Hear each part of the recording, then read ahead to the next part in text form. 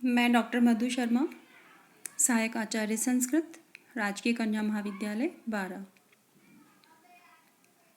BA द्वितीय वर्ष के द्वितीय प्रश्न पत्र के अंतर्गत हम अध्ययन कर रहे हैं ईशावास्य उपनिषद का।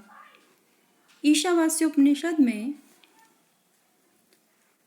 परमात्मा के स्वरूप का वर्णन किया गया है। प्रारंभ के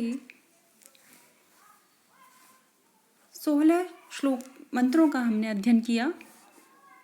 अंतिम 2 मंत्र हैं, उनका हम यहाँ पर अध्ययन करेंगे। मंत्र है वायुर अनिल अमृतम अथेदम भस्मांतम शरीरम ओम क्रतो स्मर क्रतम स्मर क्रतो स्मर क्रतम स्मर। शब्दार्थ है वायु का अर्थ है प्राणवायु। एक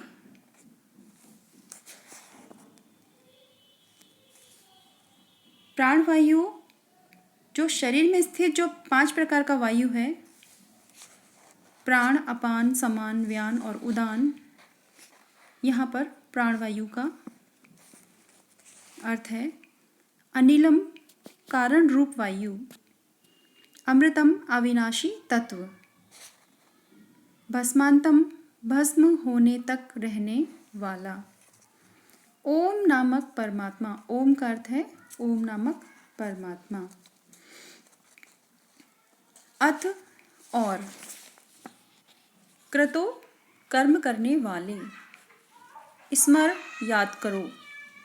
कृतम का अर्थ है किए हुए कर्म को। अन्वय है वायु अनिलम अमृतम अथ इदम शरीरम भस्मांतम क्रतो ओम स्मर क्रतम स्मर क्रतो स्मर क्रतम स्मर। अर्थात मेरा प्राण आदि वायु कारण रूप वायु और अविनाशी कारण में लीन हो रहा है और अब यह मेरा 5 भौतिक स्थूल शरीर भस्म होने वाला है अथवा भस्म होने तक रहने वाला है। हे कर्म करने वाले मेरे जीव, ओम नामक परमात्मा को याद करो, अपने किए हुए कर्मों को याद करो। हे कर्म करने वाले मेरे जीव, ओम को याद करो, अपने कर्मों को याद करो। इस मंत्र में मरणोन्मुख उपासक की प्रार्थना है। मृत्यु के आने पर यह शरीर तो नष्ट हो जाएगा और केवल भस्म अवशेष रहेगी। अतः पुरुष को चाहिए कि वह सदा परमात्मा का ध्यान करे और सभी कालों में स्वीकृत कर्मों की समीक्षा करे तथा अच्छे व बुरे का विचार करके ही आत्मशोधन करे, शरीर की नश्वरता को समझे। स्वामी शंकराचार्य ने इसमें मुमूर्षु की भविष्य में होने वाली स्थिति का चिंतन माना है। उनका अनुवाद यह है कि अब मेरा प्राण सर्वात्मक वायु रूप सूत्रात्मा को प्राप्त हो और यह शरीर भस्म अवशेष हो जाए। हे मेरे संकल्पात्मक मन, अब तू स्मरण कर, अपने किए हुए कर्म को स्मरण कर। अब तू स्मरण कर, अपने किए हुए कर्म को स्मरण कर। परंतु ऐसा मानना विचारणीय प्रतीत होता है। इससे पहले मंत्र में साधक परमात्मा के दर्शन के लिए प्रार्थना कर चुका है। उस दर्शन को प्राप्त कर इस संसार से विदा हो रहा है। उसका विचार और अंतकाल का चिंतन इसमें दिया गया है। इस चिंतन में सांसारिक मोह से नहीं सता पाएंगे। मंत्र के उत्तरार्ध में क्रतो स्मर क्रतम स्मर पद की जो पुनरुक्ति की गई है वो आदर भाव के लिए है। वस्तुतः इस मंत्र में 2 मुख्य तत्व अमृत रूपी प्राणवायु और शरणशील पार्थिव शरीर के स्मरण के लिए कहा गया है। दोनों का स्मरण साथ साथ करना है। प्राण अपार्थिक अमृत रूप है। इस मंत्र में फलासक्ति ना हो, कर्म बंधन ना हो, इसलिए ओम को सदा स्मरण करने के लिए कहा गया है। यहाँ किए हुए कर्मों के पुनः स्मरण को कहा गया है। आत्म कल्याण का एकमात्र श्रेयस्कर मार्ग आत्म परीक्षण है। सतत मृत्यु पर्यंत आत्मनिरीक्षण करते रहना चाहिए। ऐसा इस मंत्र में हमको शिक्षा दी गई है कि मनुष्य को सदा परमात्मा का ध्यान करना चाहिए, सभी कालों में अपने किए हुए कर्मों की समीक्षा करनी चाहिए, अच्छे और बुरे का विचार करके आत्मशोधन करना चाहिए और इस शरीर की नश्वरता को भी समझना चाहिए।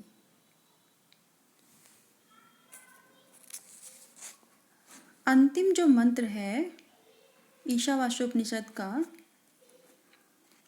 अग्ने नय सुपथा राये अस्मान विश्वानि देव वयुनानि विद्वान युयोध स्मर जुजुराण मेनो भूयिष्ठाम ते नमः उक्तिम विधेम। शब्दार्थ है अग्नि, हे अग्निदेव, नय ले जाओ, सुपथा अच्छे मार्ग से ले जाओ,